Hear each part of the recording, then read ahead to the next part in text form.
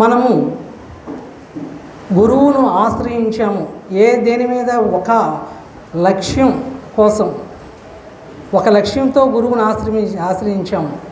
ఏమిటి ఆ లక్ష్యము అంటే జనన మరణం అనేటటువంటి భయంకరమైనటువంటి సంసార చక్రం నుండి తప్పించుకోవాలి అనేటటువంటి లక్ష్యం. కనుక ఆ తప్పించుకోవాలంటే గురువు అవసరం. గురువు అను పదం ఎంతో గొప్పది. సప్తకోటి మహామంత్రముల కన్నా గురు అను 2 అక్షరములు గల మంత్రం మహాశ్రేష్టమైనదిగా స్కంద పురాణంలో పరమేశ్వరుడు పార్వతీదేవికి బోధించాడు. గురువు అంటే అది ఈ స్థూల శరీరం కాదు. గుణ రూపములకు అతీతంగా ఏ పరబ్రహ్మ స్వరూపమున్నదో అట్టి పరతత్వాన్ని గురుపదంగా సూచించటమైనది. మరి అటువంటి మహత్తరమైనటువంటి గురుతత్వాన్ని ఎవరైతే తన యొక్క అనుభూతం అనర్చుకొని శిష్యులకు ఈ విధంగా ఉపదేశం, ఈ యొక్క జ్ఞానాన్ని పంచిపెడుతూ ఉన్నారో అటువంటి వారిని గురు అను శబ్దంతో పిలువబడుతూ ఉన్నారు. గురువు సత్యమును తెలియజేయటం వలన సద్గురు అన్నాం. అట్లాగే అశుభ రూపమైనటువంటి సంసార చక్రము నుండి తప్పించి శుభమును చేకూర్చుట వలన, అంటే అశుభమైనటువంటి సంసారము అంటే ఏమిటి? పునరపి జననం, పునరపి మరణం, సస్తు పుడుతూ అనేటటువంటి భయంకరమైనటువంటి సంసార చక్రం నుండి తప్పించి శుభములను చేకూర్చుట వలన శ్రీ గురువనియు, ఆ గురు స్వరూపమే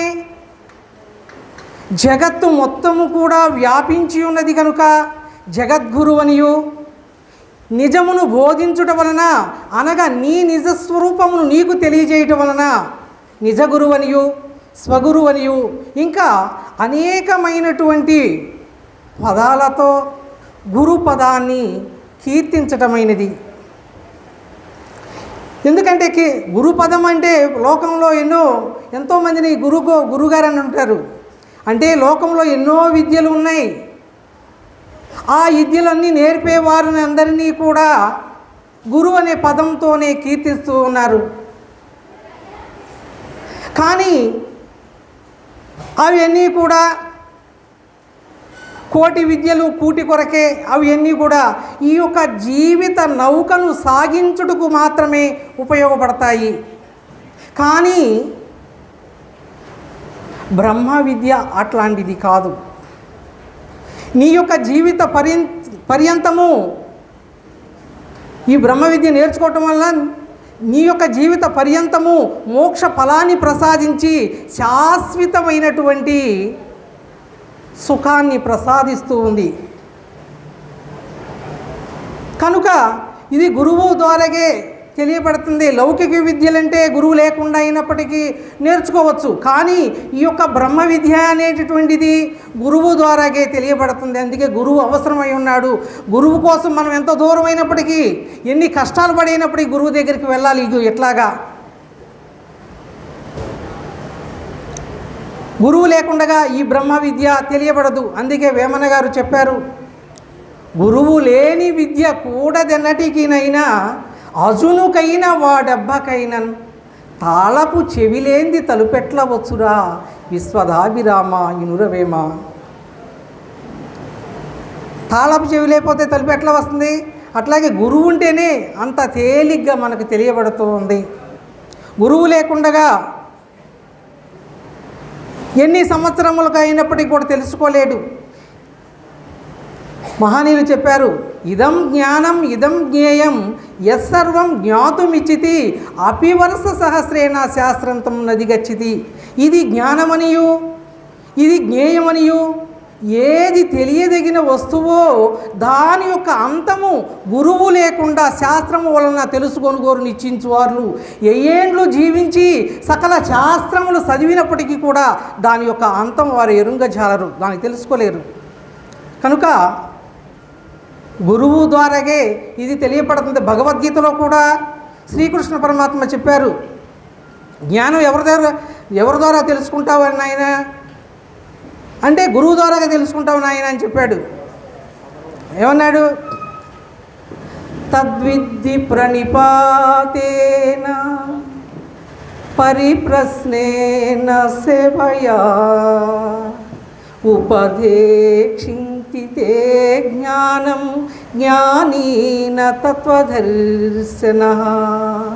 అర్జున, పరమార్థం తెలుసుకోవటం నీ యొక్క స్వకీయ ప్రయత్నముతో సాధ్యము కాదు. తత్వాన్ని దర్శించి తత్వ అనుభూతిని పొందినటువంటి సద్గురువులను సన్నిధి చేరి వారికి సాష్టాంగ దండ ప్రమాణములు చేసి సమయములను పరికించి వినయ విధేయతలతో ఊడి ఉండిన వాడవై వారిని ప్రశ్నించి సేవించుకుంటే వారు నిన్ను కనుకరించి పరమార్థ రహస్యము తప్పక చెప్పగలరు అన్నారు. తత్వాన్ని దర్శించి తత్వం అంటే ఏమిటి? ఆత్మను దర్శించి ఆత్మ అనుభూతి, ఆ ఆత్మ స్వరూపమే నేను, ఆ బ్రహ్మ స్వరూపమే నేను, ఈ కనపడే శరీరం నేను కాదు అని అనుభూతి పొందినటువంటి సద్గురువుల దగ్గరికి వెళ్ళి వారికి సాష్టాంగ దండ ప్రమాణములు చేసి, మామూలుగా దండం సాలదు, మోకాళ్ళ దండ వేసి కూడా దండం సాలదు, సాష్టాంగ దండ ప్రమాణములు చేసి సమయములను పరికించి వినయ విధేయతలతో ఊడి ఉండిన వాడవై వారిని ప్రశ్నించుకోవాలండి. ప్రశ్నకి లాగకుండా వాడు ప్రశ్న అంటే ఏంటి? అయ్యా ఇదేంటి చెప్పు అంటాం ప్రశ్న. పరిప్రశ్న, అయ్యా ఇది నాకు తెలియజేయండి అయ్యా అని వినయంగా అడగటం పరిప్రశ్న. ఇగో ఈ విధంగా సద్గురువుని దగ్గరికి వచ్చి ఈ విధంగా మరి గురు సేవ చేయటం వలన, గురు సేవ చేయటం వలన గురువు కనుకరించి మనకు ఆ పరమాత్మ దర్శనం చేయించి జ్ఞాన మార్గాన్ని చక్కగా బోధించి నీ కర్మలన్నీ పోగొట్టి భ్రాంతి రహితము చేసి జనన మరణము లేనటువంటి మోక్షాన్ని ప్రసాదిస్తారు.